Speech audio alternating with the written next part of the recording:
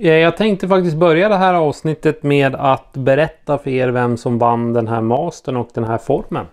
Först och främst stort tack för alla fina kommentarer. Det är massor med bra idéer och jag kommer säkert göra några av de där grejerna ni har skrivit. Men den som jag har valt, det är ingen mindre än Axel Linderstad 1849. Kommentaren ser ni nog någonstans här i rutan just nu. Jag föreslår ett ytbete med gummi bak och lättflytande trä fram med typ headbanger-skalle, jitterbugg. Svårt att beskriva, men gör din grej. Så det tänkte jag göra i det här avsnittet. Jag gör min grej. Så får vi se vart det landar. Men det blir någon form av ytbete i alla fall. Så grattis till dig. Du kan väl skriva till mig på Instagram eller svara på kommentaren eller någonting. Så att jag kan få din adress. Så jag kan skicka de här två. Men nu kör vi igång.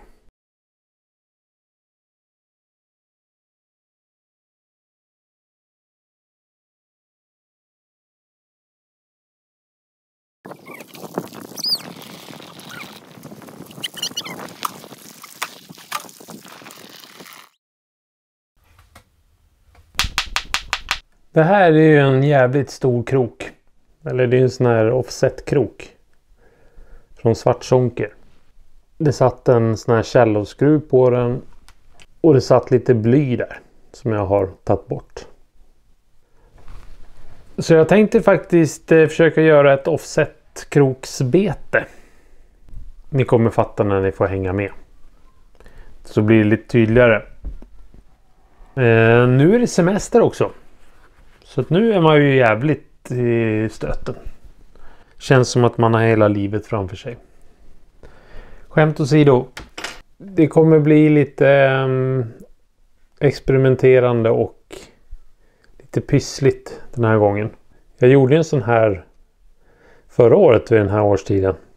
Som jag inte kommer ihåg vad de heter längre. Men det spelar ingen roll. För att jag ska i alla fall försöka använda den. Och göra en ny variant. Fast med en krok som inte fastnar så mycket i näckrosorna. Nu flyttar jag på kameran. Så att ni är beredda på det. Förbannelse. Det är lite stökigt här för jag håller på med annat samtidigt. Men nu ska vi se om vi har något kvar i den här stackaren. Eller om det bara är torrt. Som fnöske.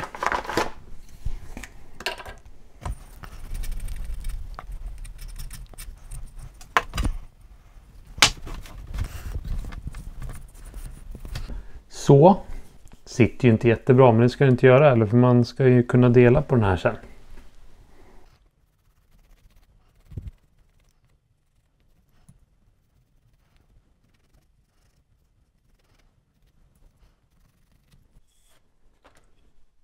Nu går jag och sågar.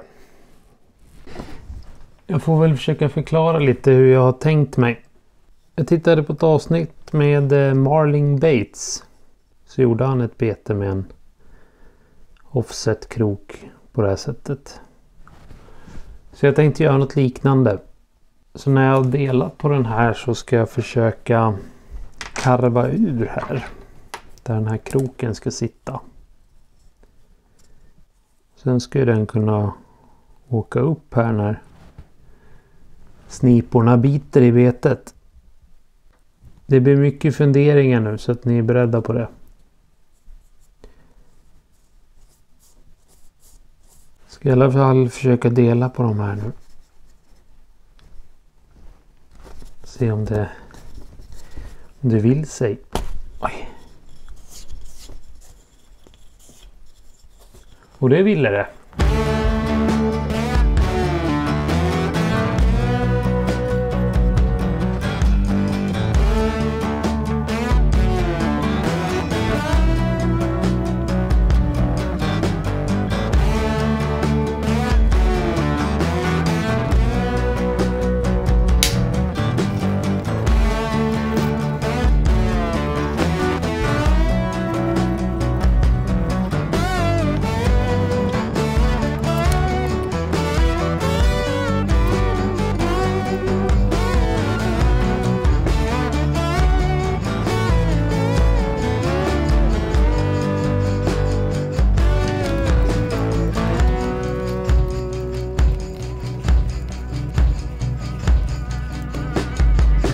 tror det räcker så. Sen har jag gjort en liten markering där jag ska borra hålet. Så får man väl sätta i en bit ståltråd eller något där som håller kroken på plats. Kanske behöver gröpa ur lite till, det får vi se. Så vi ska borra.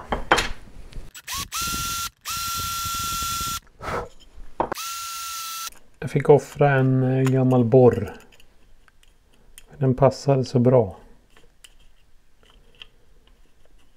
Sen tänkte jag faktiskt kopiera Mr. Marling och sätta någon magnet här. Jag har inga lösa magneter. Så att jag har varit inne hos barnen och rotat i deras rum. Och då hittade jag såna här. Jag vet inte vad de heter, men meningen är att man har flera stycken och så kan man bygga ihop dem och så blir det något fint. Och de här har magneter i ändarna. Så jag ska se om jag kan operera den här lite försiktigt och få ut dem. Nu finns det ju risk för att man skär sig när man håller på med det här. Upp. Kolla. Det kommer något här.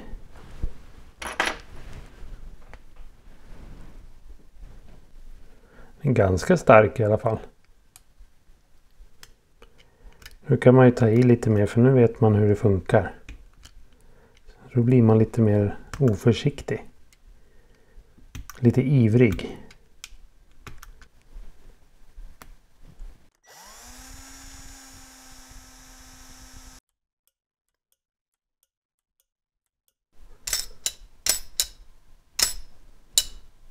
Ja.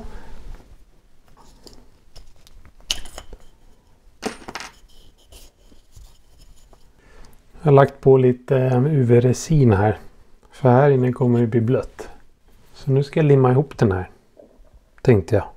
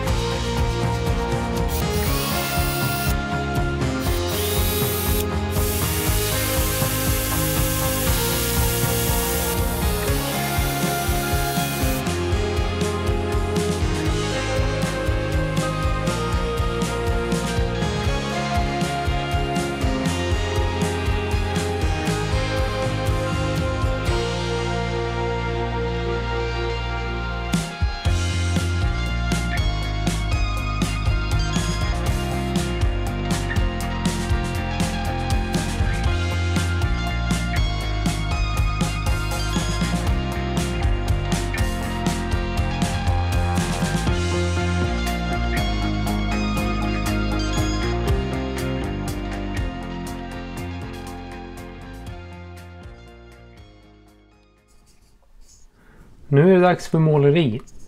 Jag har lagt på ett lager med UV-lack. Slipat lite. Så nu sitter jag och funderar på hur jag ska måla den här.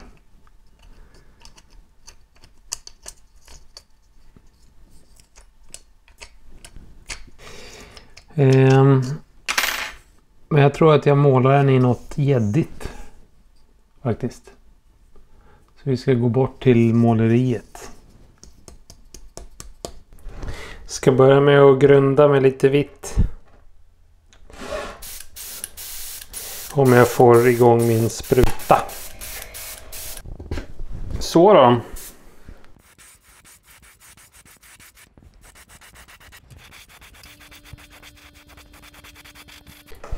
Vi kör lite grön.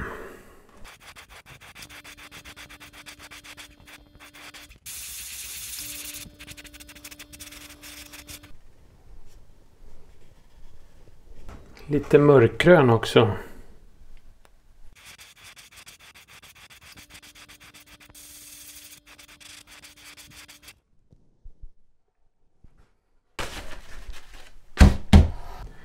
Ska vi ha lite guldfjäll.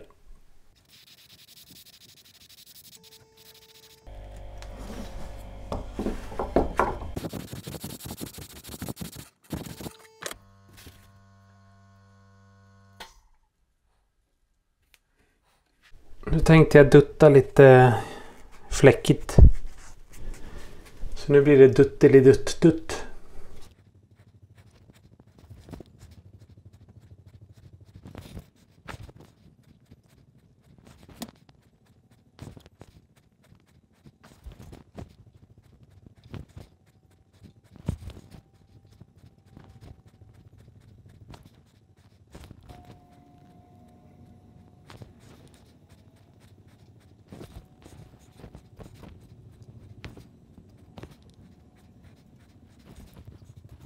Nu är bara andra sidan kvar då.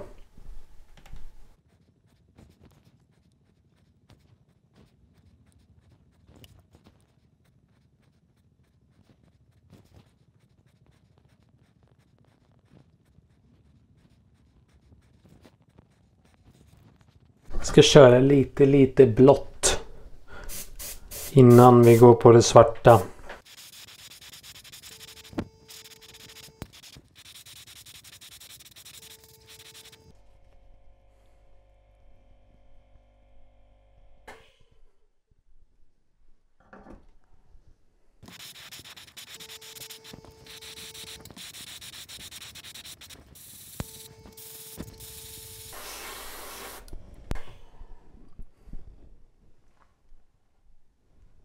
Nu ska jag bara dusta lite guld, sen är vi klara.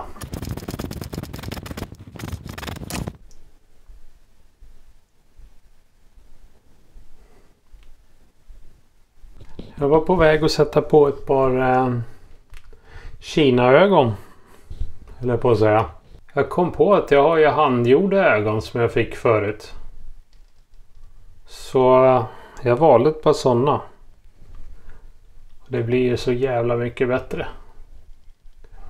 Så nu ska jag lacka lite. Så får det torka tills imorgon. Nu ska vi se om ni ser mig. Jag har gul tröja på mig idag. Och jag är faktiskt färdig. Jag filmade inte när jag skruvade dit den här läppen. Eller vad man ska kalla det. Satte dit kroken och så vidare. Det var lite pilligt men jag fick ihop det till slut. Så nu så ska ni få se hur den här skönheten blev. Kolla. Måste faktiskt säga att jag är fan nöjd den här gången. Nu har jag inte testat den i vattnet men utseendemässigt så är det fan top notch. Tycker jag. Och kroken den åker upp och den åker ner. Det krävs lite kraft för att få upp den. Men inte mycket. Jag satte dit en sån här bläckfisk här bak också. Och det blev riktigt bra. Så det är ett ganska stort bete faktiskt. Ingen viktning överhuvudtaget. Så förhoppningsvis så räcker det med den vikten som är på den här skeden. Eller läppen eller vad man nu vill kalla det.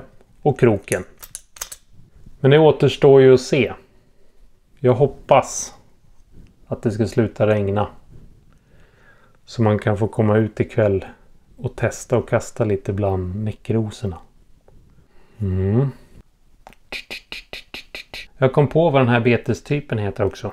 Jitterbug. Så nu får vi se. Tack och hej leverpastej. Här borde man väl kunna få en liten snipa.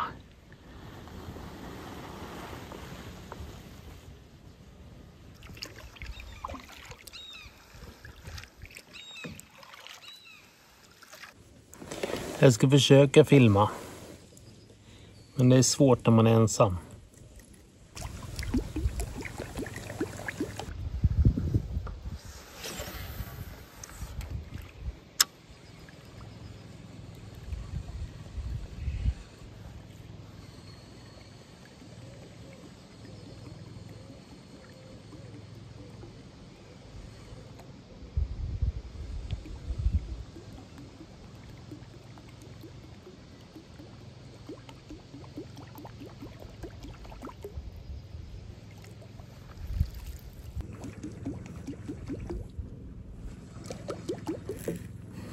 Hör ni hur det plaskar? Plup, plup, plup, plup, plup, plup.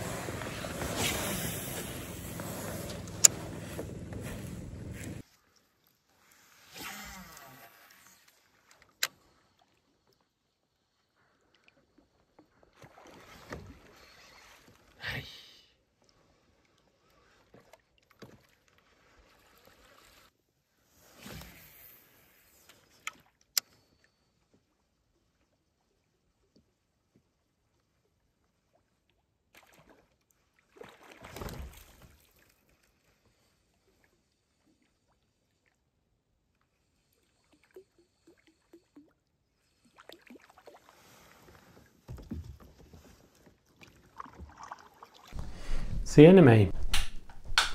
Ingen ström på. För det är åskat. Skitsamma, det får vara lite mörkt. Det är jäkligt kul att fiska med snöjtbeten på sommaren.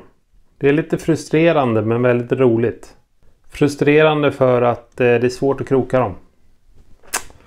Så det var ingen som kom upp i kajaken, men det var många hugg. Det kan man se på betet, för det är lite tuggat faktiskt.